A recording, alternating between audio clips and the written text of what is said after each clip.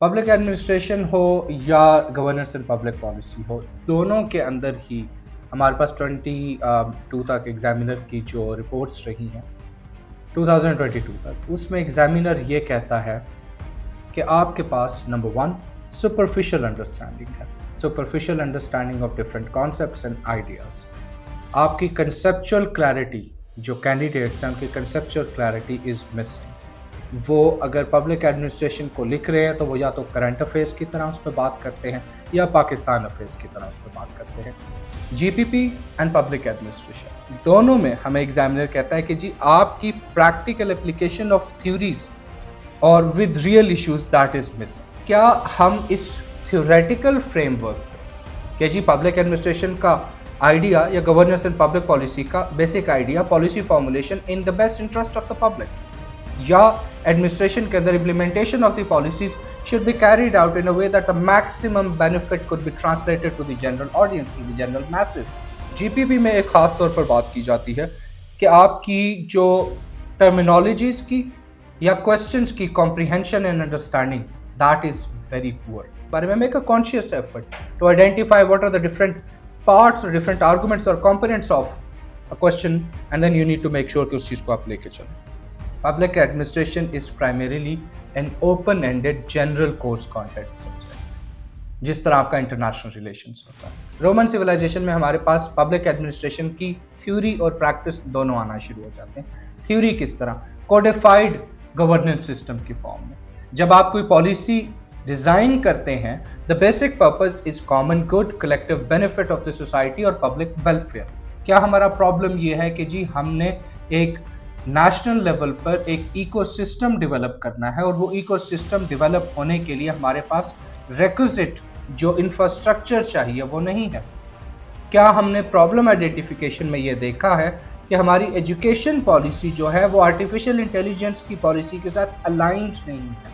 Punjab education sector reforms programme जो था उसके अंदर हमारे पास एक ये प्रोग्राम इतना सक्सेसफुल था, इसको केपीके में भी रेसिप्रोकेट किया गया और इट वाज डिसाइडेड कि इसको एजुकेशन के साथ साथ हेल्थ में भी लेकर आना चाहिए कि जी पंजाब अर्बन यूनिट का काम ही यही है कि वो डाटा एनालिसिस करे, डाटा असेसमेंट करे, data collection and data analysis and assessment, and then proposing the policy solutions as per those analyse data reports या उसकी जो फाइंडिंग्स होंगी वो आगे प्रेजेंट। तो सिमिलरली उन्होंने अभी ये किया फ्लड रिलीफ एक्टिविटी में, जिसके अंदर फर्स्ट आर 3 आवर्स हैं। First hour would be rescue, second relief, third rehabilitate. Rehabilitate करने के अंदर पंजाब गवर्नमेंट को अर्बन यूनिट पंजाब का है वो असिस्ट कर रहा है। Pakistan virtual assets regulatory authority, ये आपकी जितनी क्रिप्टो करेंसीज हैं, जितने डिजिटल करेंसीज हैं और वर्चुअल एसेट्स हैं in the term in the form of NFTs, in the form of बाकी कोई टोकन्स, उनको रेगुलेट करने के लिए बनाई गई। Sure make sure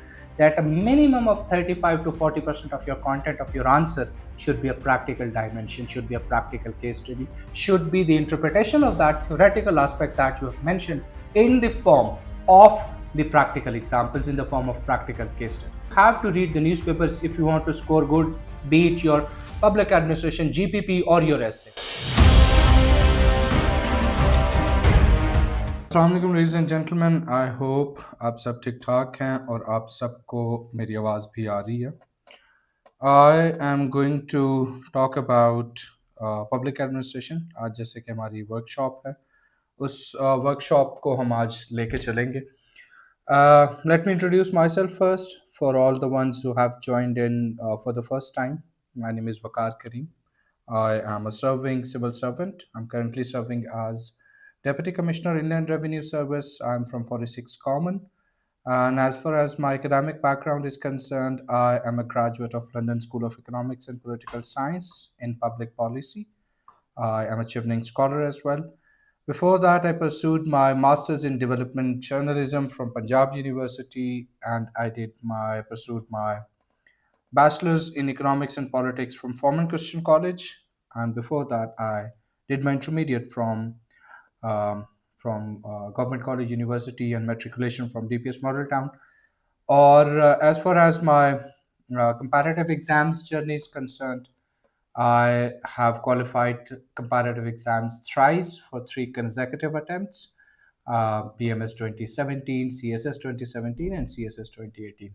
or public administration had been my subject during my comparative exams journey, as well as I did my master's in public policy from London School of Economics as well. So I don't get into public administration much, but I have been convinced and asked by students for multiple times to sort of give you an understanding of public administration. So I decided to conduct this workshop in which we were going to discuss different aspects of public administration. And the timing of this workshop is really important because I feel and I believe that you guys have prepared your syllabus, and you guys would be gone through the theoretical aspects, and at this point of time I need to give you the practical dimension as to different case studies, different understandings of the different subjects on of different projects and policies that we can use in this public administration subject and in the paper to make sure that we score really well. I managed to score 158 out of 200 back in PMS or CSS में. It was a very low scoring attempt back in 2017. I scored around 68. और उसके साथ बाकी जो चीज़ें हैं वो मेरी रीज़न यही थी कि मैंने थ्योरेटिकल एस्पेक्ट्स को बहुत ज़्यादा प्रैक्टिकल डायमेंशंस के साथ, प्रैक्टिकल एस्पेक्ट्स के साथ लिंक करके मैं लेके चला था। तो आज का जो एजेंडा है उसके अंदर हमारे पास 3 चीज़ें होंगी। पहली चीज़, हम एग्ज़ामिनर की रिपोर्ट डिस्कस करेंगे कि क्या हमें पब्लिक एडमिनिस्ट्रेशन के सब्जेक्ट में हमें चाहिए क्या-क्या होता है और एग्ज़ामिनर हमसे क्या डिमांड करता है, जिसमें यही एग्ज़ैक्टली जीपीपी, मैं पब्लिक एडमिनिस्ट्रेशन को ज़्यादा कह रहा हूँ, ये प्रैक्टिकल डायमेंशंस होंगी जिनको हम जीपीपी में भी यूज़ करेंगे। मैं बेसिकली पॉलिसी रेलेवेंट चीज़ें ही आपको प्रैक्टिकल एग्ज़ाम्पल्स बता रहा हूँगा, तो उसको आप गवर्नेंस एंड पब्लिक पॉलिसी में भी इस्तेमाल करेंगे। हम एग्ज़ामिनर रिपोर्ट दोनों सब्जेक्ट्स की देखेंगे, गवर्नेंस एंड पब्लिक पॉलिसी की भी देखेंगे और पब्लिक एडमिनिस्ट्रेशन की भी देखेंगे। और उसके साथ-साथ secondly I will be talking about the idea of policy making and formulation of the policy and implementation of the policy. ये 2 प्रोसेस हम थोड़े डिस्कस करेंगे, जिसमें formulation of the policies are primarily linked to governance and public policy, and the implementation of policies is linked with the idea of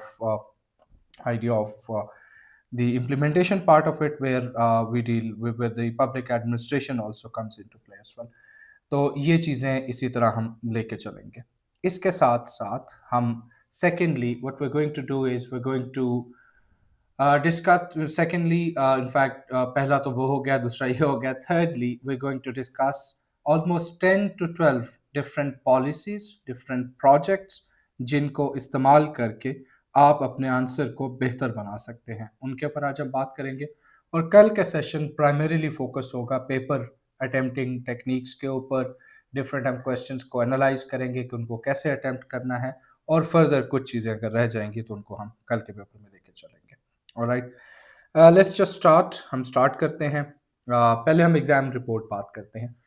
public administration हो या governance and public policy हो, दोनों के अंदर ही हमारे पास 22 तक एग्जामिनर की जो रिपोर्ट्स रही हैं 2022 तक, उसमें एग्जामिनर ये कहता है कि आपके पास नंबर 1 सुपरफिशियल अंडरस्टैंडिंग है, superficial understanding of different concepts and ideas.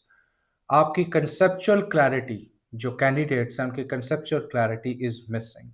वो अगर पब्लिक एडमिनिस्ट्रेशन को लिख रहे हैं तो वो या तो करंट अफेयर्स की तरह उस पर बात करते हैं या पाकिस्तान अफेयर्स की तरह उस पर बात करते हैं। कैसे? या गवर्नेंस एंड पब्लिक पॉलिसी पे बात हो रही है तो वो सोशल इश्यूज या पॉलिसी इश्यूज की तरह उस पर बात करते हैं और फिर उसको पाकिस्तान अफेयर्स की तरह सोल्यूशंस पे बात करते हैं। एक एग्जांपल लेते हैं। फॉर एग्जांपल, आजकल के करंट इश्यूज के अंदर हमारे पास आर्टिफिशियल इंटेलिजेंस पे बहुत बात हो रही है कि आर्टिफिशियल इंटेलिजेंस की अडॉप्शन होनी चाहिए। Artificial intelligence is the greatest equaliser. अब इसको आप लोग गलती क्या करते हैं?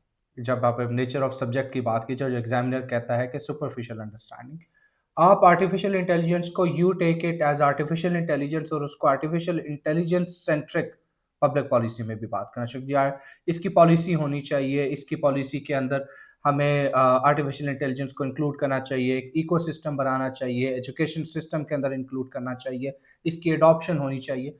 ये सारी बातें पाकिस्तान के या करंट अफेयर्स के पाकिस्तान अफेयर्स या करंट अफेयर्स में तो ठीक रहती हैं, लेकिन जब पब्लिक एडमिनिस्ट्रेशन या जीपीपी की बात आती है, वहाँ पर इन बातों में इश्यू आता है। और वो इश्यू क्या है?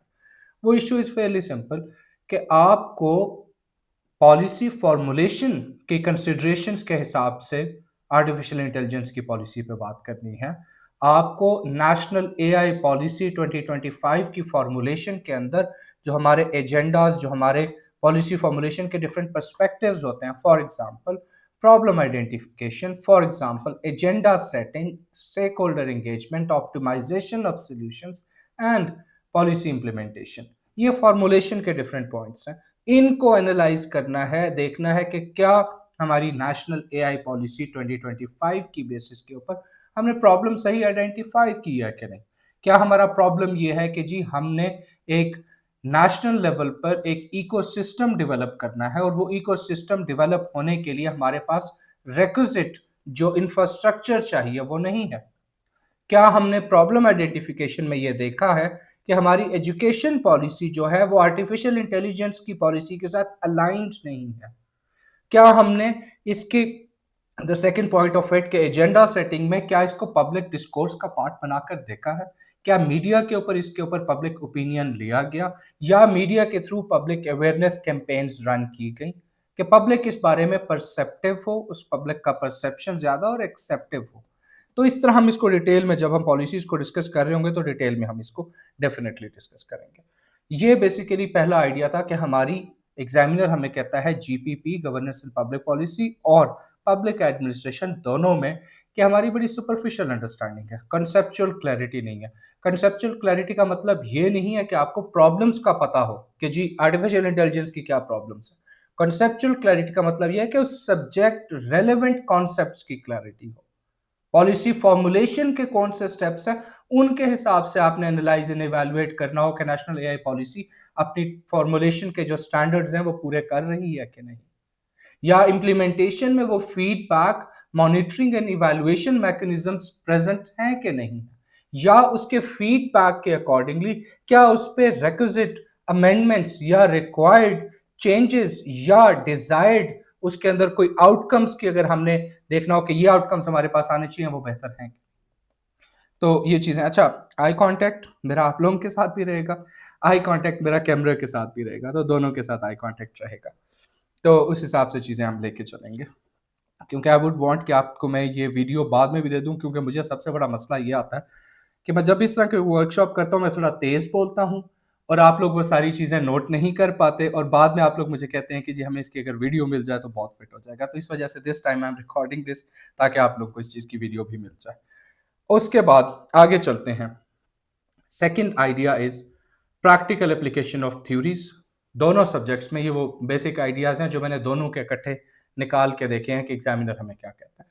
जीपीपी एंड पब्लिक एडमिनिस्ट्रेशन दोनों में हमें एग्जामिनर कहता है कि जी आपकी प्रैक्टिकल एप्लीकेशन ऑफ थ्योरीज और with real issues that is missing. अब वो कैसे? फॉर एग्जाम्पल हमारे पास आजकल के हालात में एक रियल इशू है फ्लड डिजास्टर मैनेजमेंट। अब कोई थ्योरी हम बात कर रहे हों जिसके ऊपर हम बात कर रहे हैं कि जी पब्लिक एडमिनिस्ट्रेशन या गवर्नेंस एंड पॉलिसी जो उसका आउटकम है वो पब्लिक वेलफेयर होनी चाहिए या वो कलेक्टिव गुड होना चाहिए या वो कॉमन गुड का कॉन्सेप्ट सबके लिए फायदा होना चाहिए, वो उस तरह की एक कलेक्टिव बेनिफिट की पॉलिसी होनी चाहिए।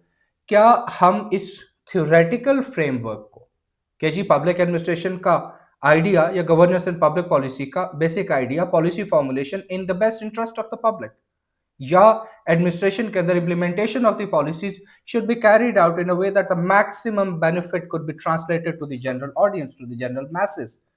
क्या इस थ्योरी को हमने प्रैक्टिकल किसी इशू या रियल इशू के साथ लिंक करके लिखा है कि नहीं? That is where the role of 10 to 12 projects and policies, the real case studies would come into play, जो हम आज इस सेशन के थर्ड सेगमेंट में हम बात करेंगे। नंबर 3, न्यूज़पेपर पब्लिक एडमिनिस्ट्रेशन में खास तौर पर वो कहते हैं कि जी आपकी अंडरस्टैंडिंग जो न्यूज़पेपर सोर्सेज या ओवरऑल करंट अफेयर्स के जो सोर्सेज पाकिस्तान के जो इश्यूज हैं उनके साथ अंडरस्टैंडिंग एक तो एक उतनी एडवांस जितनी चाहिए वो नहीं है। नंबर 2 अगर है तो उसको मेंशन नहीं कर रहे। आप जो रियल इश्यूज के करंट रियल इश्यूज है उनके साथ भी आप मेंशन नहीं कर रहे, तो that is where the role of newspaper reading comes into play. उसको पढ़ने की जरूरत है। एडिटोरियल्स को देखें, हमारे पास अगर देखें तो पिछले 4-5 माह में मलिया लोधी ने एक्सटेंसिवली पाकिस्तान के इश्यूज पे लिखा है, और वो बड़े पॉलिसी सॉल्यूशंस के हिसाब से बात की जाती है। या हमारे पास जो एडिटोरियल्स आते हैं, be it on the issue of environmental crisis, flood issue, disaster management, और the women rights, gender rights, constitutional developments, these all issues pertain to the administrative domain, और वो एडमिनिस्ट्रेटिव डोमेन जो होगी वो जीपीपी में भी आएगी, पब्लिक एडमिनिस्ट्रेशन में भी आएगी। आगे चलते हैं। नंबर 4, कुछ प्रोजेक्ट्स, पॉलिसीज और केस स्टडीज को मेंशन करना बहुत जरूरी है। Projects, policies and case studies in terms of their practical application, how come. For example, पहले इस पे मैंने बात की, अब इसके ऊपर ज्यादा मैं डिटेल में बात करना चाहता हूँ। कैसे? मैंने जब अपना आंसर्स लिखे थे पब्लिक एडमिनिस्ट्रेशन में, पीएमएस में हो जहां पे 158 स्कोर किया था, या सीएसएस के अंदर हो, दोनों जगहों पर एक चीज which I felt was my core strength was this relevant of theoretical ideas with the practical application, and I used the similar case studies that I'm going to sort of explain to you guys. Same चीजें मैंने use की थी, वो 10 से 12 case studies हम लेके चलेंगे। Lastly speaking, grammar के ऊपर बात की जाती है कि हमारी ग्रामर की जो इश्यूज हैं वो ज्यादा काफी हैं, उस पर नीडलेस टू से आप लोगों को उस पर काम करने की जरूरत है। जीपीपी में एक खास तौर पर बात की जाती है कि आपकी जो टर्मिनोलॉजीज की या क्वेश्चंस की comprehension and understanding, that is very poor. जो कैंडिडेट्स होते हैं वो गवर्नेंस एंड पॉलिसी हो या पब्लिक एडमिनिस्ट्रेशन हो, दोनों के अंदर ही they tend to rely on the general understanding of the key terms. They tend to rely on the very superficial understanding of the concepts. Number one. Number two, questions ke there are multiple parts of the questions, A, B, C. There are 2 to 3 components of the question, and the candidates fail to address all the components of the question paper, of the question that is asked in the question paper. तो यहाँ पे it becomes very difficult for an examiner to award you good marks because you haven't been able to satisfy the requirements of that question completely.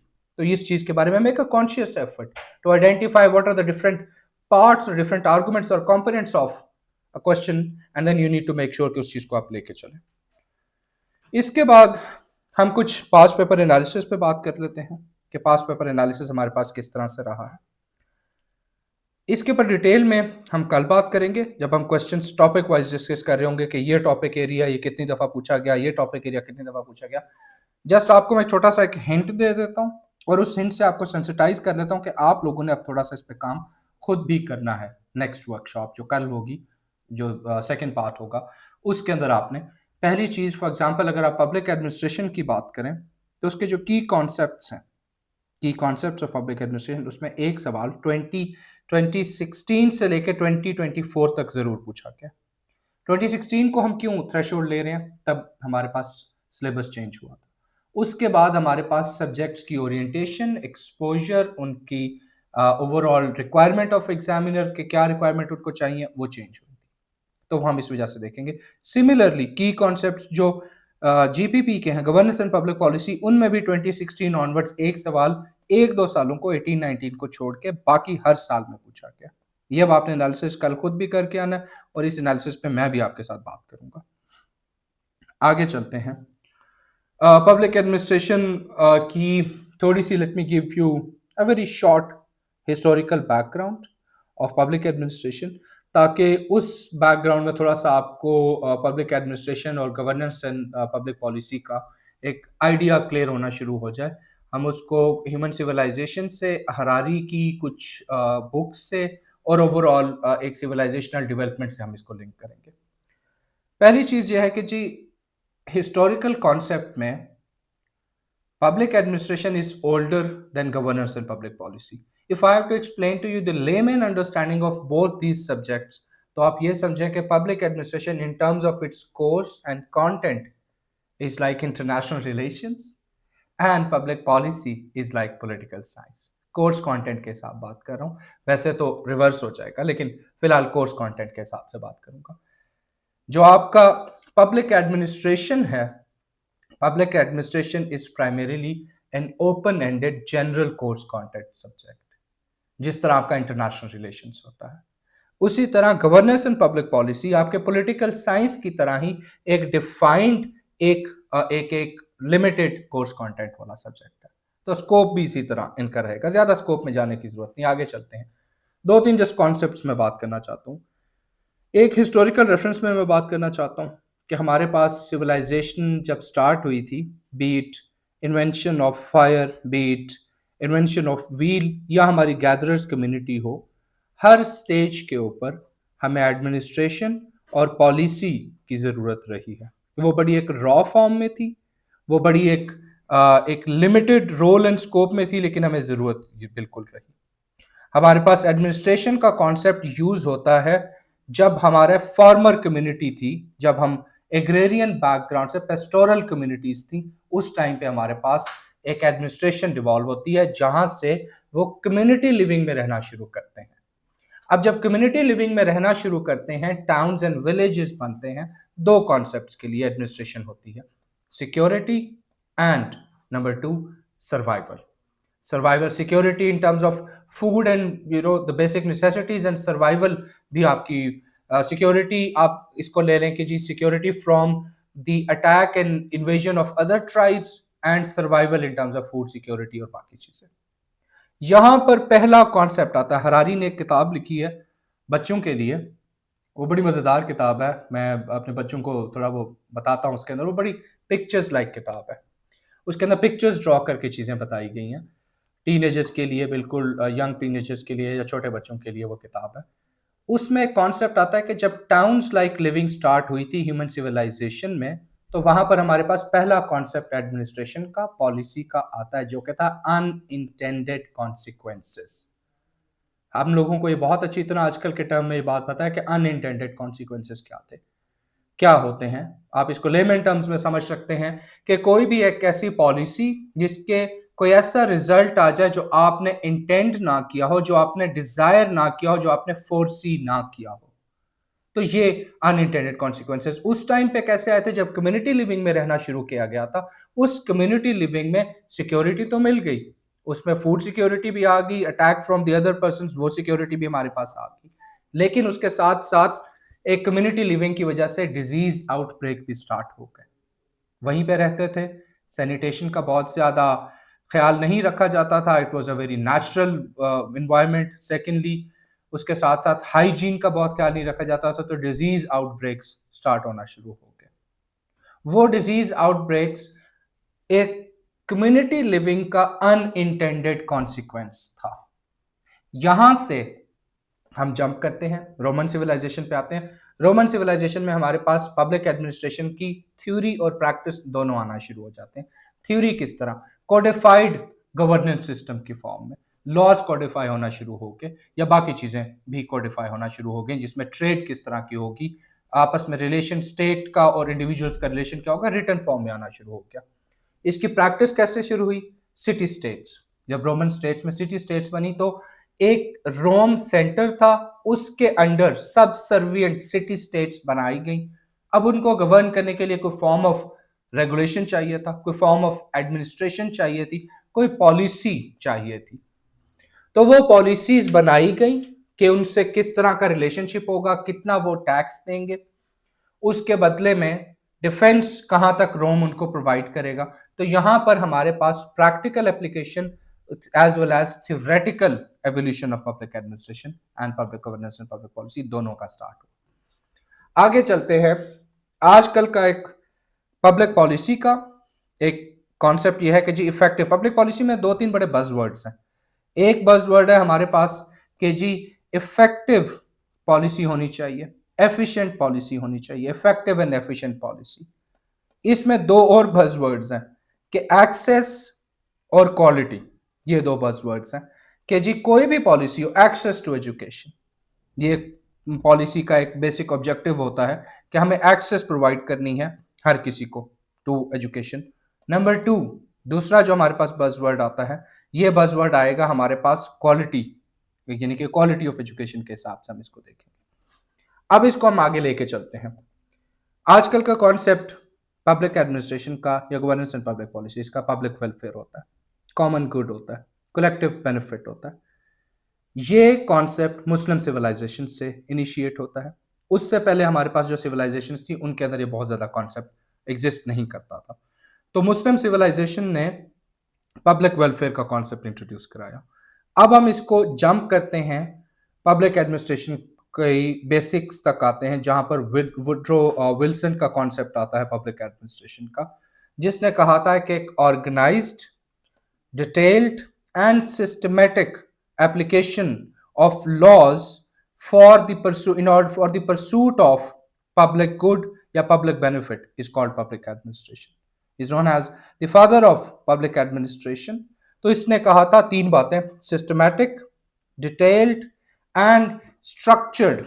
Systematic, detailed and structured, जो organised, systematic and detailed application of law in pursuit of common good, collective benefit और public welfare is called public administration। ये हमारी चीज यहां तक एक basic understanding start होगी। अब मैं आपके साथ दो चीजों पे बात करना चाहता हूं। मैं आपके पास अब process and steps for public policy formulation and steps for implementation of policies पे बात करना चाहता हूं। पहले हम पॉलिसी फॉर्मुलेशन को देखते हैं। पॉलिसी फॉर्मुलेशन को हम कुछ थ्योरेटिकल बातें करेंगे, फिर उसके बाद हम जितना टाइम हमारे पास होगा 10-12 हमारे पास डिफरेंट प्रोजेक्ट्स हैं उनके ऊपर बात करेंगे, उनको थ्योरी से रिलेट करेंगे। पॉलिसी फॉर्मुलेशन के 5 स्टेप्स होते हैं। Policy formulation has 5 steps. Number 1, problem identification, सबसे पहला स्टेप प्रॉब्लम आइडेंटिफिकेशन का। Number 2, agenda setting, problem identification, agenda setting. Number 3, stakeholder engagement. ये मेरे हिसाब से पर्सनली स्पीकिंग ये सबसे इंपॉर्टेंट होता है, स्टेक होल्डर एंगेजमेंट। नंबर 4, आपका ऑप्टिमाइजेशन ऑफ पॉलिसी सॉल्यूशंस, कि आपके पास कौन कौन सा सॉल्यूशन अवेलेबल है और उस सॉल्यूशन का कॉस्ट बेनिफिट एनालिसिस करेंगे आप। And lastly, implementation of the policies. ये फॉर्मुलेशन के 5 डिफरेंट स्टेप्स हैं, मैं रिपीट कर देता हूं।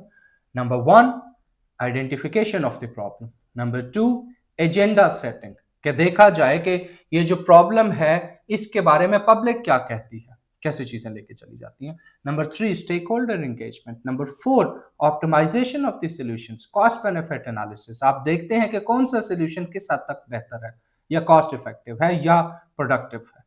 Lastly, implementation of the policies. ये 5 स्टेप्स हो गए, इसको मैं डिटेल में डिस्कस करता हूं। पहले मैं इंप्लीमेंटेशन के भी कुछ स्टेप्स बता दूं, फिर इनको हम डिटेल में डिस्कस करते हैं। पॉलिसी इंप्लीमेंटेशन के अंदर 3 से 4 कॉन्सेप्ट्स आते हैं। पहला कॉन्सेप्ट हमारे पास पॉलिसी इंप्लीमेंटेशन के अंदर आता है, वो जहां से हम लेके आएंगे कि जी implementation of the formulated policies. पहला स्टेप तो यही है कि जी फॉर्मुलेशन से इंप्लीमेंटेशन की तरफ आएंगे, ग्रेजुएट करेंगे। दूसरा, इसके अंदर evaluation and feedback mechanisms, monitoring and evaluation mechanisms to be more precise, feedback बाद में है। मॉनिटरिंग, किसी भी पॉलिसी की इफेक्टिव एप्लीकेशन या इफेक्टिव इंप्लीमेंटेशन के लिए या इफेक्टिव उसकी रिक्वायर्ड रिजल्ट्स निकालने के लिए दिस इज मैंडेटरी कि आपको पता हो कि आपने किन पैरामीटर्स के ऊपर इस पॉलिसी को, इस प्रोजेक्ट को आपने जज करना है। बाय जजिंग आई मीन कि उसकी मॉनिटरिंग और इवैल्यूएशन जो होनी चाहिए वो बहुत जरूरी है। हमारे पास एक पूरा केस स्टडी है जो कि हम इस कॉन्सेप्ट को जज करने के लिए आगे हम डिस्कस करेंगे। सेकेंडली, इसके अंदर एक फीडबैक मैकेनिज्म होना चाहिए।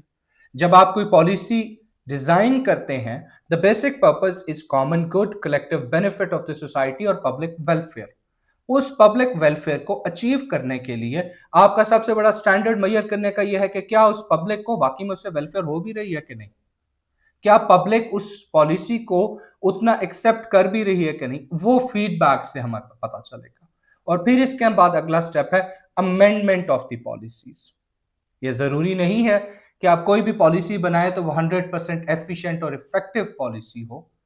It can have certain loopholes, it may have certain weaknesses, there could be certain aspects that could be left behind, and from evaluation, from monitoring, from feedback mechanisms you can make amendments in those policies। ये implementation का हो गया। Now let's get back to the policy formulation। Number 1, problem identification। Let me discuss a case study। इसके साथ उसी के साथ ही हम इसको इन इन चीज़ों को डिस्कस करते जाएँगे। आपको भी आइडिया हो जाएगा कि वो आपने कैसे अपना आंसर कैसे स्केच करना है। मैं ये करता होता था, मैं पहले थ्योरेटिकल चीज़ें कर लेता था, बात कर लेता था, फिर मैं 3-4 पेजेज़ की एक केस स्टडी रन करता होता था, जिसमें मैं पूरी उस केस स्टडी के हिसाब से वो जो थ्योरेटिकल बातें की होती हैं, उनको करता था। अभी तक हमें एक बात क्लियर हो चुकी होगी कि there are 5 elements, the 5 steps of policy formulation. अब इन पाँचों को ही हम डिस्कस करते हुए केस स्टडी के साथ लिंक करेंगे। The case study that I used in my exams was Punjab education sector reforms programme, a flagship project of Pervez Musharraf times and Punjab government back in 2002-3.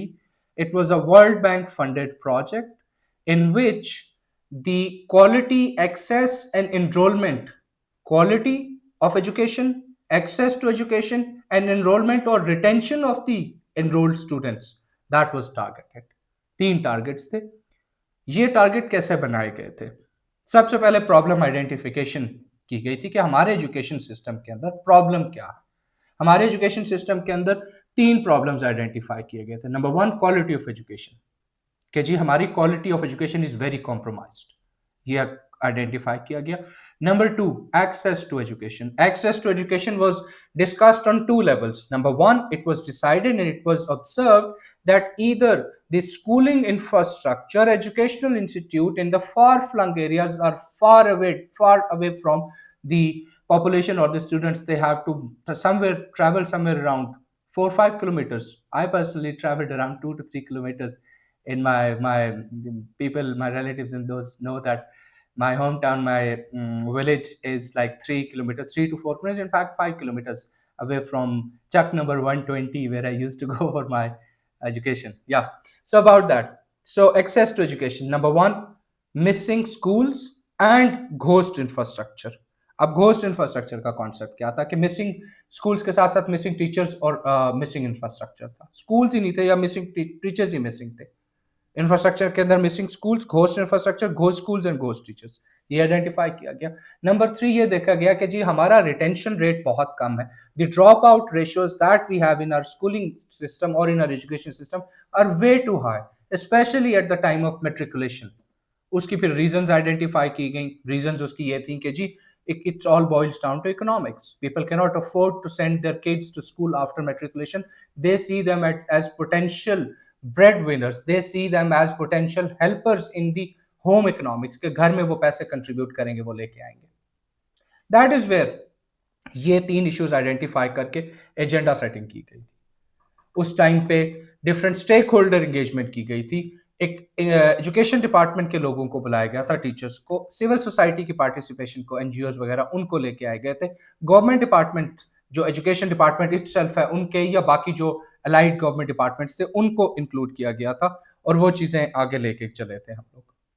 फिर उसके बाद स्टेक होल्डर एंगेजमेंट से सबसे बड़ा जो फायदा होता है वो हमें ग्राउंड रियलिटीज का पता चलता है और सबका इनपुट आता है। यहां पे एक आइडिया आएगा, इंक्लूसिव डिसीजन मेकिंग, जिसको हम एक्सटेंड करके कह सकते हैं इंक्लूसिव इंस्टीट्यूशंस, जिसका जो आइडिया हमारे पास वाई नेशंस फेल में आता है एक्सट्रैक्टिव इंस्टीट्यूशंस के against, inclusive decision making, inclusive institutions. और ये institutions, inclusivity of decision making जो है which is a major component of public administration in GPP, ये हमारे पास आएगा through stake holder engagement.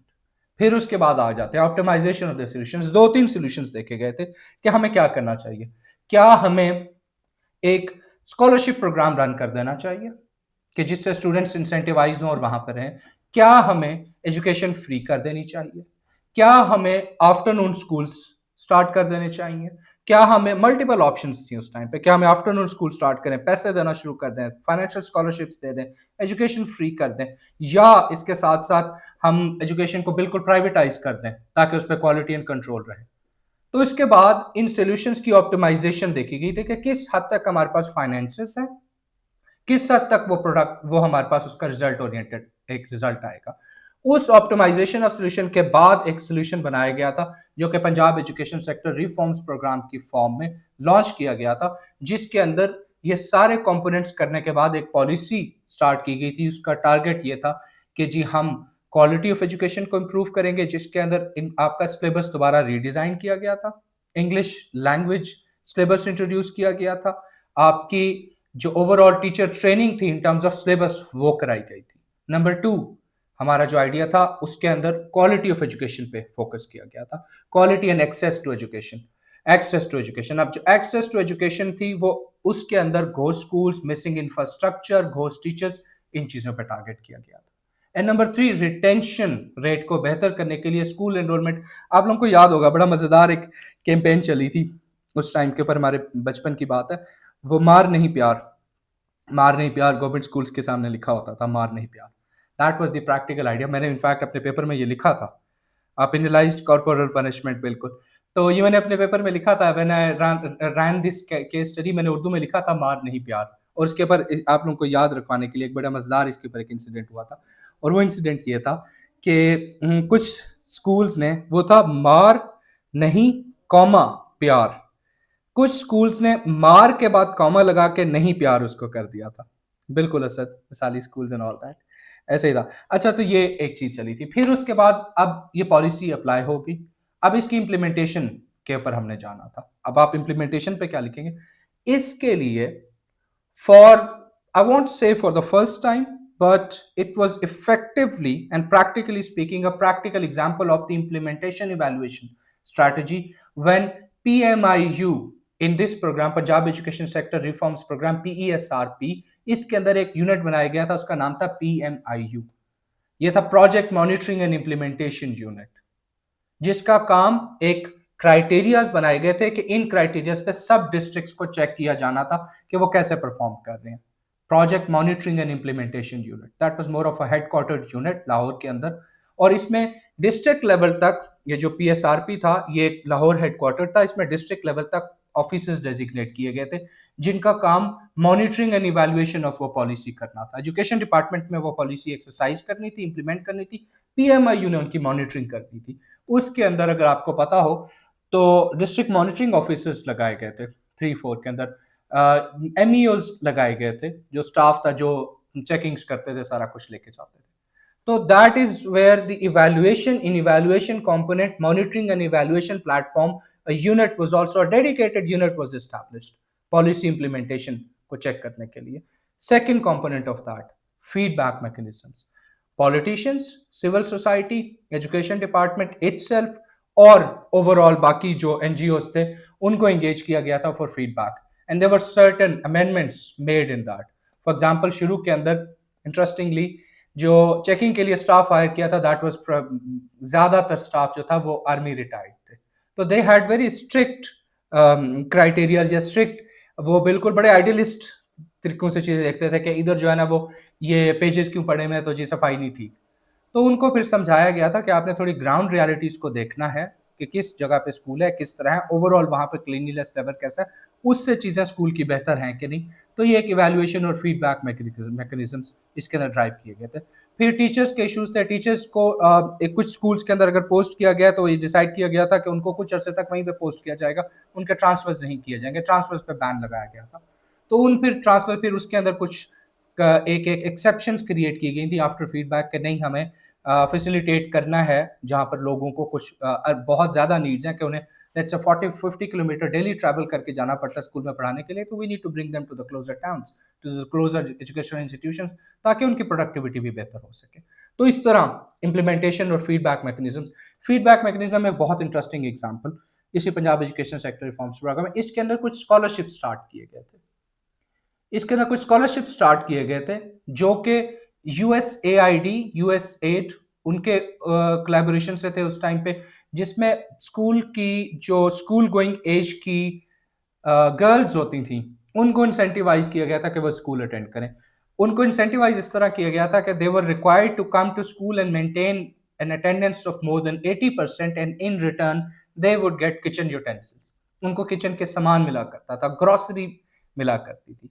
I mean this is a very novel idea, हमें बड़ा एक लगेगा, लेकिन आप इमेजिन करें एक सोशल कल्चरल नॉर्म है एक गांव के अंदर कि बेटे जो है हमारे ब्रेड विनर्स हैं एंड दीज आर, एक पोटेंशियल रिटर्न मिलेगा इनके ऊपर हम अगर इन्वेस्ट करेंगे, पढ़ाएंगे, और बेटियां पराए घर में जाएंगी। वो हमारा एक अनफॉर्चुनेटली ये कल्चरल उस टाइम समझा जाता था कि बेटियां पराए घर में जाएंगी तो उनके ऊपर हमें इतना इन्वेस्ट नहीं करना चाहिए, और ये एक लाइबिलिटी की तरह लिया जाता था। तो इस कल्चरल बैरियर को ब्रेक करने के लिए फाइनेंशियल इंसेंटिवाइजेशन की गई थी कि फीमेल अगर जो गर्ल्स होंगी वो अगर स्कूल में 80% से ज़्यादा अटेंडेंस मेंटेन करेंगी तो उनको ऑयल मिलेगा, घी मिलेगा, शुगर मिलेगा, इस तरह की चीज़ें। ये बेसिकली एक आइडिया था। तो इसको भी फर्दर इसके अंदर काफ़ी ज़्यादा एनरोलमेंट और रिटेंशन में फ़र्क आया था, चीज़ें लेके चले थे। अच्छा जी, आगे चलते हैं। Let's go to the next point. Punjab health sector initiative, हम पॉलिसी इंप्लीमेंटेशन को नोट नहीं कर पा रहे, इसको बस जल्दी-जल्दी नोट कर लें। अब मैं क्योंकि वरना टाइम वैसे ही आधा घंटा रह गया, तो इसको जो है ना जल्दी करते हैं। अच्छा, पंजाब हेल्थ सेक्टर इनिशिएटिव, ये हमारे पास 2 इनिशिएटिव्स की एग्ज़ाम्पल्स हैं। एक हमारे पास सेहत कार्ड है और एक आजकल हमारे पास जो आइडिया है ये यूट्यूब पे इंशाल्लाह होगा। अब रिकॉर्ड सही हो गया तो होगा, माइक ठीक चल रहा है कि नहीं चल रहा? हाँ, ठीक चल रहा है। तो रिकॉर्ड होगा तो ज़रूर होगा। तो उसके साथ पंजाब हेल्थ सेक्टर इनिशिएटिव्स थे इम्प्लीमेंटेशन में। Punjab education sector reforms programme जो था, उसके अंदर हमारे पास एक ये प्रोग्राम इतना सक्सेसफुल था, इसको केपीके में भी रेसिप्रोकेट किया गया और इट वाज डिसाइडेड कि इसको एजुकेशन के साथ-साथ हेल्थ में भी लेके आया जाए। लेकिन ड्यू टू सर्टेन रीजंस वो हेल्थ के अंदर नहीं लाया जा सका था। तो उसका फिर सॉल्यूशन ये निकाला गया था कि हेल्थ के लिए अलहदा प्रोग्राम्स चलाए जाएँगे, जिसके अंदर मोस्ट रिसेंट हमारे पास सेहत कार्ड का एक प्रोग्राम था। सेहत कार्ड का जो प्रोग्राम है that is effectively a universal health insurance idea, कि जिसके अंदर हमारे पास एक यूनिवर्सल हेल्थ इंश्योरेंस का कॉन्सेप्ट आता है कि आपने जो है वो चीज़ें बिल्कुल बड़े एक सबको सबके पास एक ऑप्शन होनी चाहिए कि उनके पास एक हेल्थ इंश्योरेंस जैसा आइडिया हो। उसके अंदर ये डिसाइड किया गया था कि हमारे पास यूनिवर्सल हेल्थ इंश्योरेंस का आइडिया था। इसकी इम्प्लीमेंटेशन के अंदर पहले एक पायलट प्रोजेक्ट के तौर पर एंड इंटरेस्टिंगली डेवलपमेंट कंसिडरेशन के अंदर हमारे पास एक कॉन्सेप्ट आता है जो कि हम वर्ल्ड सिस्टम थ्योरी से हम लेके आएंगे। वो कॉन्सेप्ट है कि आपके पास जो उसको हम लोकल लेवल पे लगाएंगे, एडमिनिस्ट्रेशन में, पॉलिसी के अंदर, जीपीपी दोनों में। आप अच्छा, आप एडमिनिस्ट्रेशन और जो गवर्नेंस एंड पब्लिक पॉलिसी है ये एक इंटरलिंक्ड सब्जेक्ट्स हैं और वैसे भी मल्टी डायमेंशनल सब्जेक्ट्स हैं, जिनमें से आप बाकी जो सब्जेक्ट्स हैं उनका नॉलेज भी आप इस्तेमाल कर सकते हैं। उनके नॉलेज को भी आप यूज करके तो आगे लेके जा सकते। For example world system theory वो कहती है कि जी कोर, सेमी पेरिफेरी और पेरिफेरी एरियाज होते हैं। आप इसी कॉन्सेप्ट को अगर अपने लोकल लेवल पे पाकिस्तान में करें तो आप देखेंगे जी दो हम ले लेते हैं, कोर और पेरिफेरी एरियाज।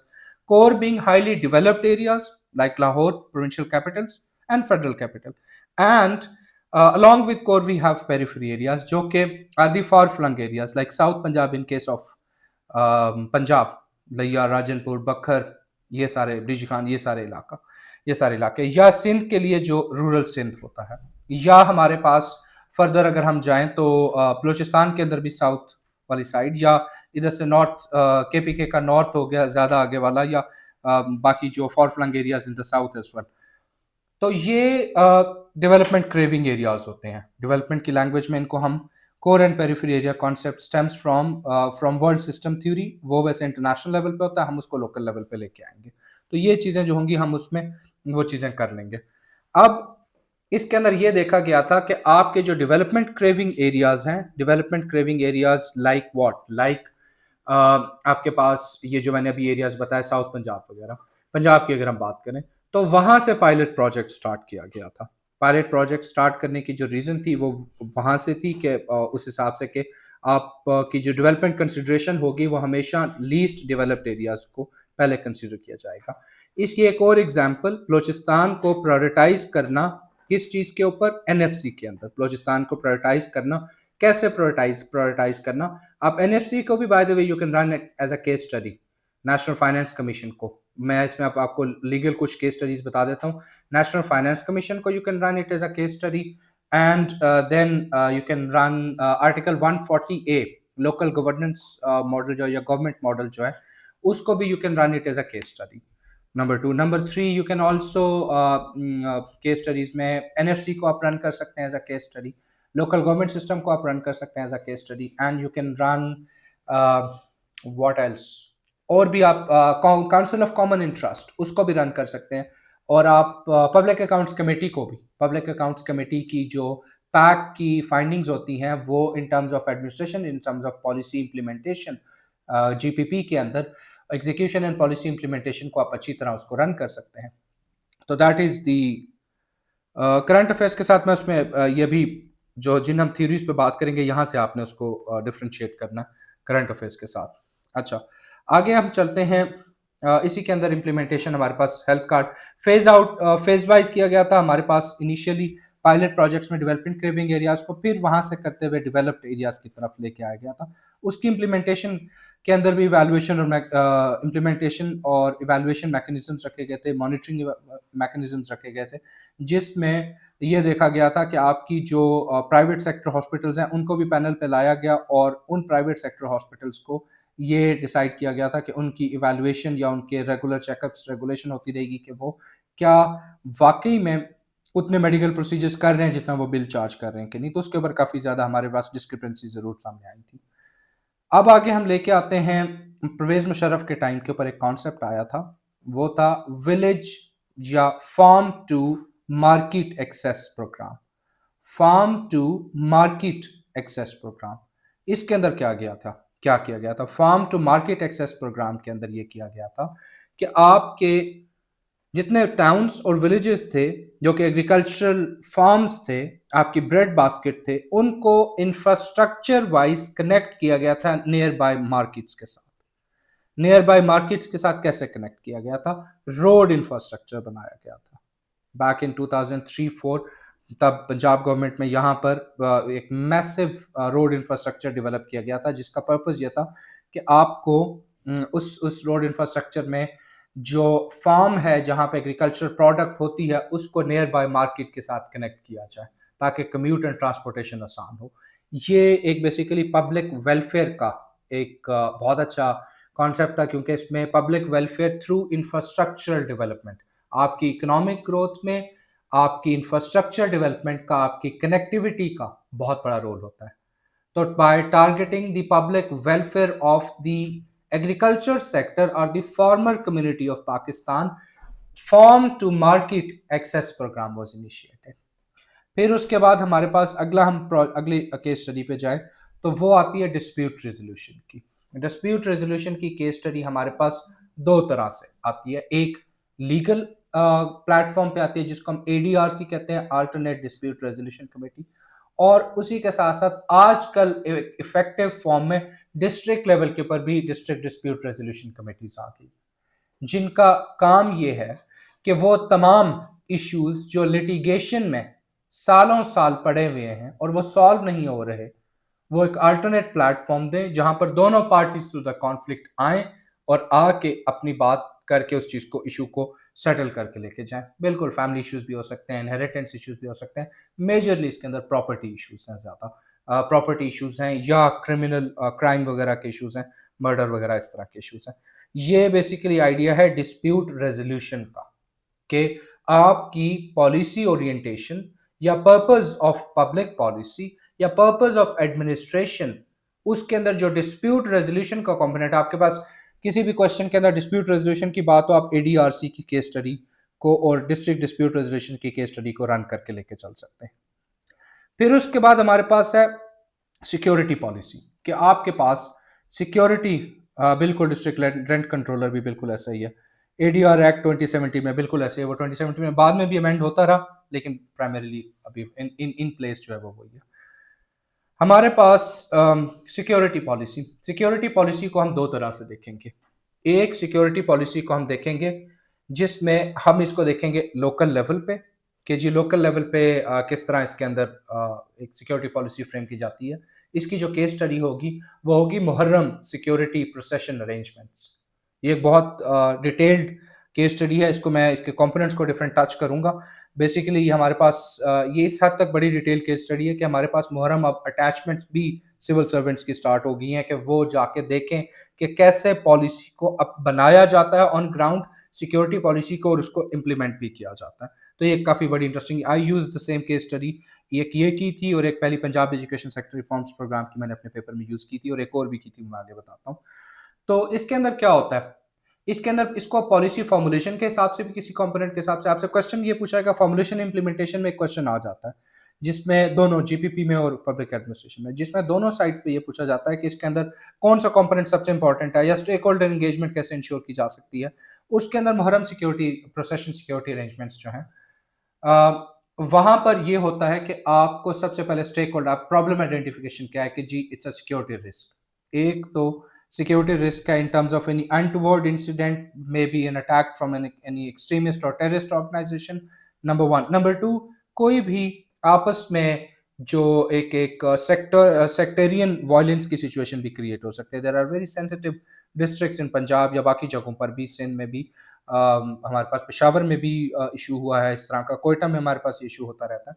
तो ये सेक्टेरियन वायलेंस की इश्यूज को या सेक्टेरियन कॉन्फ्लिक्ट इश्यूज को भी खत्म करने के लिए उसमें होता क्या है, प्रॉब्लम आइडेंटिफिकेशन, सिक्योरिटी इशू है, सेक्टेरियन वायलेंस का इशू है, लॉ एंड ऑर्डर सिचुएशन बन सकती है। नंबर थ्री, तीन इश्यूज हो गए।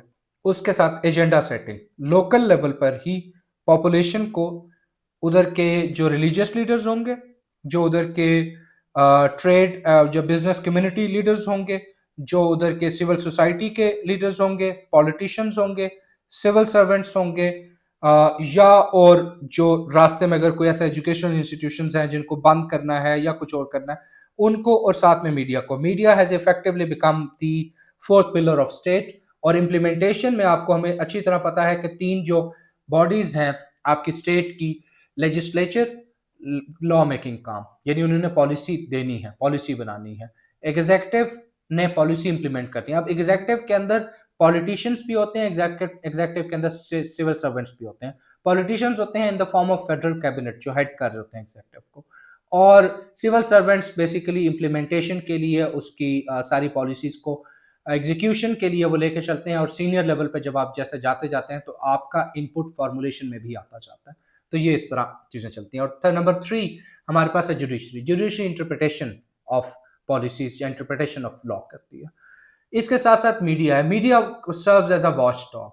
अब यहाँ पर मुहर्रम सिक्योरिटी प्रोसेशन अरेंजमेंट्स में मीडिया रिप्रेजेंटेटिव्स को भी साथ इंक्लूड किया जाता है। अब ये, और डिस्ट्रिक्ट पीस कमेटी होती है, उनके पार्टिसिपेंट्स को भी जरूर इसमें इंक्लूड किया जाता है। जो सदर होते हैं वहाँ के ट्रेड के, जो जो प्लेटफॉर्म्स होते हैं उनके भी, मार्केट कमेटीज के प्रेसिडेंट्स होते हैं उनको भी, ताकि मार्केट्स को एक रूट बनाया जा सके, मार्केट्स को क्लोज किया जा सके और उनको भी ऑन बोर्ड हो। तो ये स्टेक होल्डर इंगेजमेंट से ये चीजें बनाई जाती हैं। फिर उसके बाद बेस्ट ऑप्टिमाइजेशन ऑफ सॉल्यूशंस भी देखा जाता है कि रूट्स कौन से डिसाइड होंगे, कहाँ से प्रोसेशन आएगा, किस रूट से वो प्रोसेशन जाएगा, ताकि minimum minimum risk of conflict हो, मिनिमम रिस्क ऑफ आपस में कोई और इश्यूज हो। तो ये चीजें डेफिनेटली देखी जाती हैं और की जाती हैं।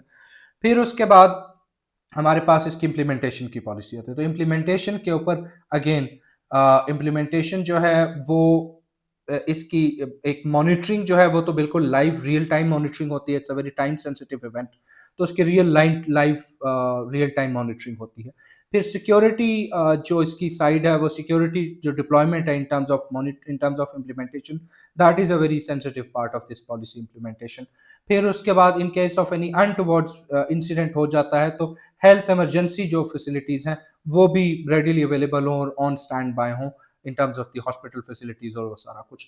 फिर उसके बाद बाकी भी के पब्लिक को फैसिलिटेट किया जा सके, रोड क्लोजर्स हैं तो उनको अल्टरनेट रूट्स दिए जा सकें, या जो प्रोसेशन जा रहा है उसको टाइमली वहां से गुजारा जा सके, ताकि बड़ा इसके अंदर टाइम सेंसिटिव होता है कि जी अजान के टाइम के ऊपर वो प्रोसेशन कहाँ पर पहुंचा है, क्या जहां पर वो अजान के टाइम पे पहुंचा है उधर कोई मस्जिद तो नहीं है, और अगर वहां पर मस्जिद है तो वो किस सेक्ट की है, क्योंकि उसके ऊपर भी इशू हो सकता है कि जी बाहर से वो मातम करते हुए जा रहे हो। बड़ी दफ़ा ये हुआ है कि मातम करते हुए जा रहे हो और मस्जिद से जो है वो लोग बाहर निकल आए कि जी हमारी नमाज डिस्टर्ब हो रही है। तो इस तरह की काफ़ी चीज़ों को कंसिडर करके, बड़ी सेंसिटिव चीज़ों को, ये पॉलिसी मेकिंग के अंदर, या प्रैक्टिकल एग्जांपल्स हैं जो आप अच्छी तरह इस्तेमाल कर सकते हैं। I use the same as well, इसी तरह प्रैक्टिकल एग्जांपल्स यूज की थी। ये लोकल लेवल पे पॉलिसी मेकिंग होगी, सिक्योरिटी पॉलिसी। अब इसी को ही नेशनल लेवल पे ले जाएं। हमारी जो ड्राइव है अगेंस्ट एक्सट्रीमिज्म एंड टेररिज्म, जो फितनतुल खारिज के साथ हमारी उनके अगेंस्ट एक हम कैंपेन कर रहे हैं, उसके अंदर पॉलिसी फॉर्मुलेशन, वैसे तो वो सिक्योरिटी है, एक स्ट्रेटेजिक पॉलिसी है। हम दो तीन कंपोनेंट्स पे बात कर सकते हैं कि उस पॉलिसी का जो ऑब्जेक्टिव है, ऑब्वियसली ऑब्जेक्टिव पॉलिसी गोल ये है कि जी लॉ एंड ऑर्डर मेंटेन करना है, एक long term peace and stability ensure करनी है, और writ of the government ensure करनी है। Number one, law and order. Number two, long term peace and stability. Number three, writ of the state. ये तीन चीजें इंश्योर करनी है। उसकी स्ट्रैटेजी क्या होती है, पॉलिसी क्या होती है, उसको वैसे कहा जाता है clear, hold, build. Clear, hold, build. Clear as in security policy में सिक्योरिटी फोर्सेस का जो जॉब होता है कि जी वो उसको क्लियर करेंगे, वहां पे जितने एक एक वो मिसक्रिएंट्स हैं, जितने एक्सट्रीमिस्ट हैं, उनसे वो इलाका क्लियर कराया जाएगा और उनको न्यूट्रलाइज किया जाएगा। और second idea is hold. Hold के अंदर इफेक्टिव होल्ड, इनिशियल होल्ड तो मिलिट्री पर्सनल के पास होगा, लेकिन वो फिर उस होल्ड को ट्रांसफर करते हैं सिविल सोसाइटी या सिविलियन इंस्टीट्यूशंस को, फॉर एग्जांपल पुलिस को, जो लॉ एंड ऑर्डर मेंटेन करने के एक जिनकी रिस्पॉन्सिबिलिटी होती है। उसके बाद number 3, build. Build as in infrastructure development, build as in infrastructure facilitation, build as in road infrastructure, maybe investing in the education or providing the health facilities, so that the local population of the area that has suffered maybe the adverse effect of an operation in the form of dislocation or in the form of displacement, तो उनको facilitate किया जा सके, rehabilitate करने में, दोबारा वहां पर एक एक पॉपुलेट करने में, या दोबारा वहां पर लोकेट करने में, वो वहां पे आकर रहना शुरू कर दें, इनहेबिटेट करने में, जो भी हम इसको राइट वर्ड यूज कर लें, लैंग्वेज बहुत मैटर करती है बात में। अच्छा, तो ये एक स्ट्रैटेजी है जिसको हम again we can use this strategy as well. फिर उसके बाद हमारे पास अगला जो कॉन्सेप्ट आता है वो है डिजास्टर मैनेजमेंट का।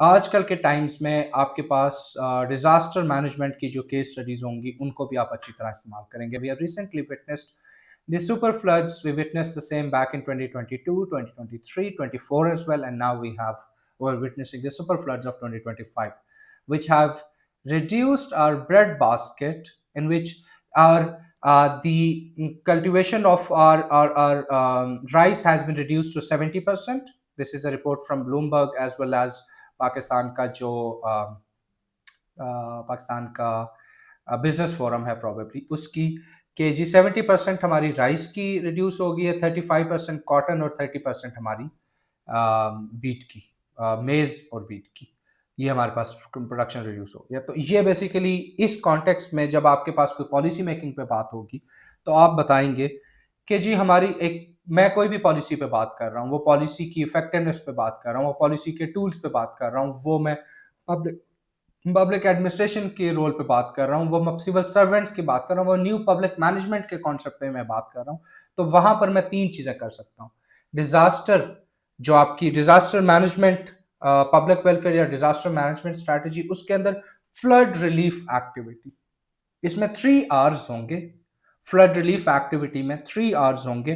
पहला आर हमारा होगा रेस्क्यू का। सबसे पहले इस पॉलिसी का टारगेट होता है कि जी वहां पर ह्यूमन लाइफ लॉस कम से कम किया जा सके, या जो कैटल या दूसरा लाइफ लॉस है वो भी कम से कम किया जाए। तो रेस्क्यू पहला प्रायोरिटी होती है कि जी इमरजेंसी बेसिस पे, on urgent basis, the people must be rescued and they should be taken to the safer areas, flood में ऑब्वियसली, नंबर 1।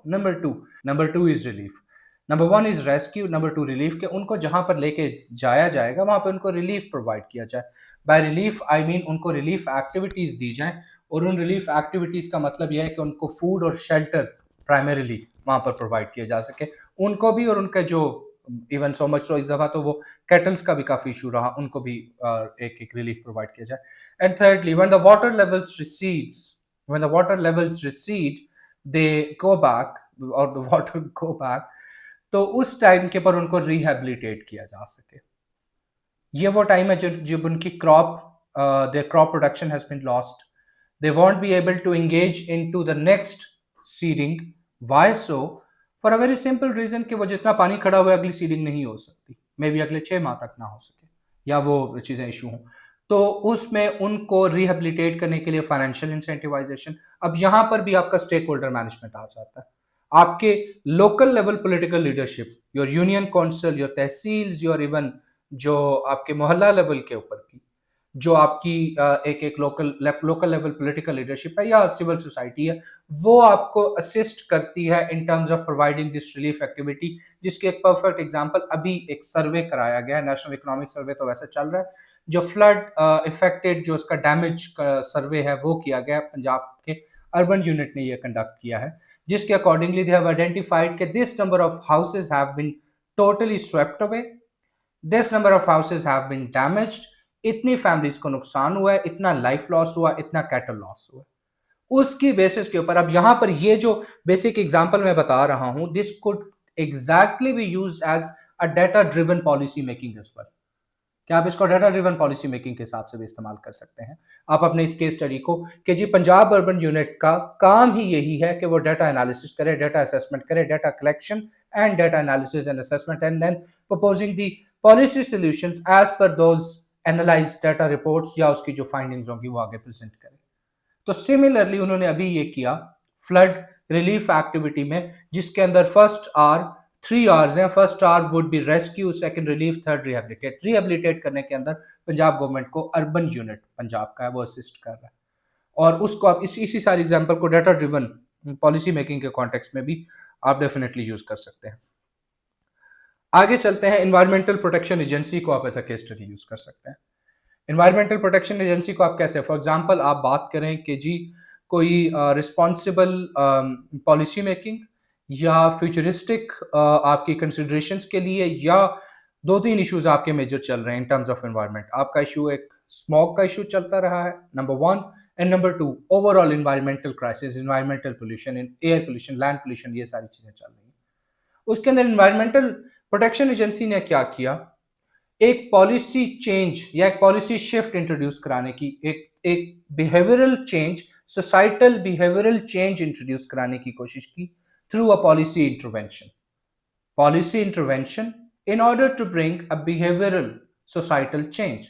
वो कैसे, वो ऐसे कि उन्होंने जो स्मॉग का इशू था उसका मेजर कॉजेज 2-3 है। पहला कॉज हमारा जो क्रॉप बर्निंग है, दूसरा कॉज हमारा जो इंडस्ट्रियल उसका उसका जो इमिशन है, and the third cause would be transport emission. Transport emission being is the highest contributor in terms of smog pollution, air pollution के अंदर। तो उसमें ये एक आइडिया लेके आएगा पंजाब में कि आपकी इमिशन कंट्रोल होगा, इमिशन टेस्टिंग होगी गाड़ियों की, ट्रांसपोर्ट की। उसमें शुरू में ये था कि जी पब्लिक फैसिलिटेशन, जब भी कोई नई पॉलिसी आती है उसमें पब्लिक फैसिलिटेशन या पब्लिक एक्सेप्टेंस बड़ी जरूरी होती है। उसमें एजेंडा सेटिंग भी इसी का पार्ट हो जाता है कि पब्लिक को अवेयरनेस दी जाए उस पॉलिसी के बारे में।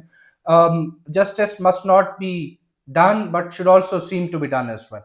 तो आपको पहले पॉलिसी लेके जानी चाहिए। पॉलिसी लेके जाने का पर्पज यह है कि पब्लिक को अवेयरनेस। तो उन्होंने 3-4 महीने फ्री टेस्टिंग की, गाड़ियों की फ्री इमिशन टेस्टिंग करके स्टिकर्स लगाए। फिर उसके बाद उन्होंने कहा कि हम चार्ज करना शुरू कर देंगे, और एनुअली हर साल 2 साल बाद उसको दोबारा चेक किया जाएगा कि क्या आपकी गाड़ी का जो इमिशन है वो एज पर स्टैंडर्ड्स है कि नहीं। ये फिर यहाँ से एनवायरमेंटल प्रोटेक्शन एजेंसी आगे, आप इसके अंदर लिख सकते हैं कि फर्दर आगे रोड वर्दीनेस तक भी चीजें जा सकती हैं, जिसमें हमारी जो ट्रांसपोर्ट डिपार्टमेंट है, transport department can take on this activity and take to the roadworthiness and testing के अंदर भी ये पॉलिसी को आगे लेके चल सकता है। यहाँ पर इसका जो बेसिक इम्पेटस था, जो बेसिक बैकग्राउंड था, जो पीछे एक cogent reason for introduction of this policy intervention, that was article 9A of the Constitution of Pakistan, which primarily talks about the protection of environment as a universal right, the clean air as a universal right। तो ये जो सारी बातें थी, ये उस जो political level के ऊपर एक पॉलिसी ड्राइव की गई थी, बनाई गई थी, उसकी इंप्लीमेंटेशन के लिए था। तो if you have to talk about the policy formulation for the public welfare, या आप ये कहें कि जी कैसे पॉलिटिकल लीडरशिप या political stakeholders policy formulation कैसे करते हैं, तो वो आप बात करेंगे कि जी आर्टिकल 9A के ऊपर वो उन्होंने पॉलिसी फॉर्मुलेशन की थी और कॉन्स्टिट्यूशनल अमेंडमेंट इंट्रोड्यूस कराई थी। They have done there part in terms of policy formulation. Now the ball goes to it's handed over to the court of the executing agencies, which is the executive or which is the civil service in that matter, जो आपके departments होते हैं। Environmental protection agency कि मैंने आपको बताया कि कैसे उसको लेके चले, क्लीन एनवायरमेंट के हिसाब से भी ये चीज कर सकते हैं। फिर उसके बाद अगली जो कुछ एग्जाम्पल्स हैं बहुत इंपॉर्टेंट है। एक एग्जाम्पल है अगली टेक्नोलॉजी पॉलिसी के ऊपर। टेक्नोलॉजी पॉलिसी के ऊपर हमने रिसेंटली एक नई अथॉरिटी बनाई है जिसका नाम है Pawara, PAVARA, PAVARA। It stands for Pakistan virtual assets regulatory authority. Pakistan virtual assets regulatory authority. ये आपकी जितनी क्रिप्टो करेंसीज हैं, जितने डिजिटल करेंसीज हैं और वर्चुअल एसेट्स हैं in the form of NFTs, in the form of बाकी कोई टोकन्स, उनको रेगुलेट करने के लिए बनाई गई है। अब ये एक टेक्नोलॉजी पॉलिसी की एग्जांपल या एक फ्यूचरिस्टिक पॉलिसी की एग्जांपल, या जो हम बात कर रहे थे कि एडॉप्शन ऑफ आर्टिफिशियल इंटेलिजेंस के लिए एक इम्प्लीमेंटेशन की पॉलिसी जो ये लेके आई गई है, जिसके अंदर हमारे पास ये किया गया है कि Pakistan visual asset regulatory authority का काम दो तीन होंगे। It would serve as a licensing authority. Licensing authority for what? Licensing authority for digital assets exchanges. वो क्या होंगे? अभी ये होता है कि आप कोई भी अपनी क्रिप्टो करेंसी पाकिस्तान में एक्सचेंज करके फिएट करेंसी, यानी जो लोकल हमारी जो पेपर करेंसी होती है इसको फिएट करेंसी कहा जाता है, इस फिएट करेंसी के अंदर आप कन्वर्ट नहीं कर पाते, वो नहीं, आपके पास कोई ऐसे एक्सचेंजेस नहीं है, तो उन एक्सचेंजेस, वो एक्सचेंजेस बनेंगी, उनकी लाइसेंसिंग पवारा करेगी, नंबर वन। नंबर टू, आपकी जो एंटी मनी लॉन्ड्रिंग है और countering the financing of terrorism, AML and CFT, इनको कर्ब करने के लिए, इनको चेक करने के लिए उसको रेगुलेट किया जाएगा। नंबर थ्री, आपकी जो ब्लॉकचेन सॉरी जो आपकी क्रिप्टो करेंसीज हैं या और डिजिटल करेंसीज हैं, उनकी भी रेगुलेशन के लिए इसको यूज किया जाएगा। Maybe it's a very far-fetched idea, but I believe that if Pavara handled well, this could become a next state bank in coming 35 to 40 years. Because the next mode of currency is going to be the digital assets and virtual currencies. तो वहां पर हमारे पास पवारा का role बहुत ज्यादा important and significant हो जाएगा। इसी के साथ there is another authority that is going to be implemented and that is in the play, और ये जो अथॉरिटी है ये है blockchain technology authority. Blockchain authority, in fact technology तो नहीं, ब्लॉकचेन अथॉरिटी, ये आपकी use of blockchain, use and misuse of blockchain को देखने के लिए, effective use of blockchain and to curb the misuse और अब्यूज ऑफ ब्लॉकचेन टेक्नोलॉजी। इसकी एक एग्जांपल अभी रिसेंटली हमने देखी होगी, आपने न्यूज़पेपर्स में भी देखी होगी, वो एग्जांपल है HEC ने। अच्छा, दैट इज वेयर आई से कि why studying the newspapers is really important, why going through the newspaper is really important, how, I mean, you have to read the newspapers if you want to score good, be it your public administration GPP or your essay। अभी recently I got, आप लोगों ने भी देखा होगा कि HEC ने announce किया कि वो एक ब्लॉकचेन टेक्नोलॉजी का एक मॉडल लेके आ रहे हैं, जिसके अंदर वो degree attestation and verification, the time for that is going to be cut down to a few hours. और वो जो उसके कोई बैकलॉग नहीं होगा, ह्यूमन इन्वॉल्वमेंट नहीं होगी, रिकॉर्ड होगा और उसको इस हिसाब से blockchain would be using that attestation and verification in real time instantly. वो ब्लॉकचेन, अब यहाँ पर ब्लॉकचेन, अब खुद भी यहाँ पर आप एक केस स्टडी बना सकते हैं, ब्लॉकचेन टेक्नोलॉजी का use of blockchain technology in governance, आप इसको यूज कर सकते हैं। आप ये हमारी वैसे अथॉरिटी भी बन रही है, तो HEC ने तो कहा है कि in next 2 to 3 months will be able to implement this technology के, जिसके नाम डिग्री अटेस्टेशन और verification. This is a very good idea, इसको आप you can use this as a case study as well. उसके बाद आप पाकिस्तान AI पॉलिसी 2025 पे भी आप बात कर सकते हैं। AI पॉलिसी 2025 जो इंट्रोड्यूस की गई है, उसके कॉन्टेक्स्ट में एक फैक्ट है, एक चीज़ है, बिल्कुल crypto council is integrating definitely blockchain technology को। वो क्रिप्टो काउंसिल जो है, पवारा भी वही क्रिप्टो काउंसिल का ही आइडिया है, और इनफैक्ट बिलाल साकिब जो है happens to be the chairman of PVARA, और वो चीज़ें लेके चल रही from LSE as well. Okay, अच्छा आगे चलते हैं। तो पाकिस्तान नेशनल AI पॉलिसी 2025। अब AI पॉलिसी 2025 जो है, इसका जो बेसिक कॉन्सेप्ट है, कॉन्सेप्ट इज फेयरली सिंपल, और वो कॉन्सेप्ट ये है कि आप स्टैनफोर्ड यूनिवर्सिटी की एक रिसर्च है, जिसके accordingly in terms of the fastest AI adoption countries या adopting countries, Pakistan is ranked as 4th। हम AI tools, AI ecosystem, AI regulatory frameworks, उनको अडॉप्ट करने में we ranked 4th in the world. तो यहाँ पर एक कॉन्सेप्ट वो भी आ जाता है कि AI being the greatest equaliser after the invention of fire and wheel, के फायर और व्हील की इन्वेंशन के बाद artificial intelligence is going to be the greatest equaliser. ये कॉन्सेप्ट है हमारे पास। तो यही चीज हमारे पास अब जब आती है आर्टिफिशियल इंटेलिजेंस में, तो हमें क्या चाहिए? अब यहाँ पर आप देख सकते हैं कि आपके पास एक क्वेश्चन आ सकता है, इसी चीज के बारे में भी क्वेश्चन आ सकता है पब्लिक एडमिनिस्ट्रेशन में। मुझे अगर पेपर बनाना हो तो मैं एक क्वेश्चन या पवारा पे या artificial intelligence Pakistan AI policy 2025 पे भी दे सकता हूँ। ये future readiness of the policies है कि आप क्या आप फ्यूचर रेडी हैं? आपकी क्या पब्लिक एडमिनिस्ट्रेशन या your policies are future ready और नॉट? या पब्लिक पॉलिसी फ्यूचर उसका जो फ़ोकस है वो फ्यूचर रेडीनेस पे है कि नहीं? तो future readiness of the policies आपने जब भी बात करनी हो पाकिस्तान या इसमें हम करना क्या चाह रहे हैं? We are trying to develop an AI based ecosystem in which we want that our education system should be artificial intelligence ready. उसमें हम वो इकोसिस्टम बनाने की कोशिश कर रहे हैं, टूल्स को वहां तक लेके जाने की कोशिश कर रहे हैं। We do have certain problems in that ecosystem, which are that it was not long ago that the questions in comparative exams, general science and ability paper used to be like, what is a floppy disk, what is an input device, what is an output device? ये होता था, this used to be uh, not long ago ये होता था, RAM ROM वगैरह पे बात की जाती थी। अब चीज़ें चेंज हो रही हैं। अब हमारा एक फेडरल लेवल के ऊपर आर्टिफिशियल इंटेलिजेंस बेस्ड एजुकेशन के अंदर इंक्लूजन की भी एक पॉलिसी आ गई है। एआई नेशनल हमारी Pakistan AI policy vision 2025 and policy 2025 भी हमारे पास आ चुकी है। तो इससे एक डिजिटल इकोसिस्टम की तरफ बनाने की तरफ बात हो रही है। मुझे I just need to talk about एक और policy which is data driven policy making की एग्जांपल। ये हमारे पास एग्जांपल है पंजाब एजुकेशन फाउंडेशन के नाम से, जिसमें दो तरह से आप इसको यूज़ कर सकते हैं। आप अगर डाटा ड्रिवन को यूज़ करना चाहें तो आपको मैं पहले बता चुका हूँ, अर्बन यूनिट की डाटा ड्रिवन पॉलिसी मेकिंग के ऊपर भी आप केस स्टडी चला सकते हैं, रन कर सकते हैं। Secondly, what you can do is you can talk about the idea of Pakistan Education, Punjab Education Foundation. इसको आप डाटा ड्रिवन पॉलिसी मेकिंग पे भी लेके जा सकते हैं, इसको पब्लिक प्राइवेट पार्टनरशिप पे भी लेके जा सकते हैं। पब्लिक प्राइवेट पार्टनरशिप पे आप इसको कैसे लेके जा सकते हैं? फॉर एग्जांपल, आपके पास क्या होता है?